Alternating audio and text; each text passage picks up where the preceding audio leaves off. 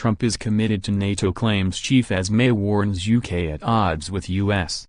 NATO leader Jens Stoltenberg said that he is confident that the differences in the military alliance can be overcome in a sideswipe at President Donald Trump, but said he believed the US is committed to the defense team. Mr. Stoltenberg praised the UK's important contributions to NATO during his speech in London, forming part of his two-day visit to the country. The NATO chief acknowledged the disagreements between the US and the rest of the allies recently, but said repeatedly that the alliance had to overcome differences in the past and it had done so successfully. He said that although allies have different views on issues such as trade, climate change and the Iran nuclear deal, the lesson of history is that we overcome these differences every time. Mr. Stoltenberg said, that is something they do and prove every day through actions in Europe. The U.S. commitment to NATO is not only words, but also in deeds. Theresa May said there were some issues that the UK disagreed on with the US, but she insisted we are able to come together to discuss these issues. Defiant Mr. Stoltenberg said, what makes NATO unique is the bond between Europe and North America. For nearly 70 years North America and Europe have worked together to preserve peace, and since the founding of NATO the UK has been vital in keeping the transatlantic bond strong.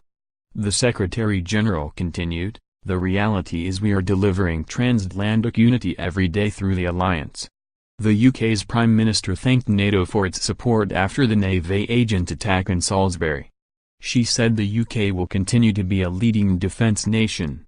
Mrs. May said, the United Kingdom is a leading member of the NATO alliance. We are a leading defence nation.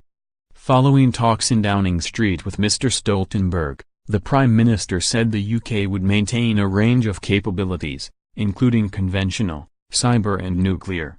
Mr. Stoltenberg said, I know that NATO can rely on the United Kingdom and the United Kingdom can rely on NATO. This country did not have to respond to the attack in Salisbury alone, it had the strength and support of 28 allies behind it. When NATO is needed most, allies stand together. He said that NATO would continue to be modernized and adapted to combat the challenges that it faces and will continue to adapt and deliver for the future. One of the aims is for the alliance to launch a new training mission in Iraq and to extend the funding for Afghan forces. In the House of Commons yesterday, the Defense Secretary Gavin Williamson warned that the U.S. should not be picking up for the bill for the defense of Europe. He said that other countries should meet the NATO target of spending a minimum of 2% of GDP on defense.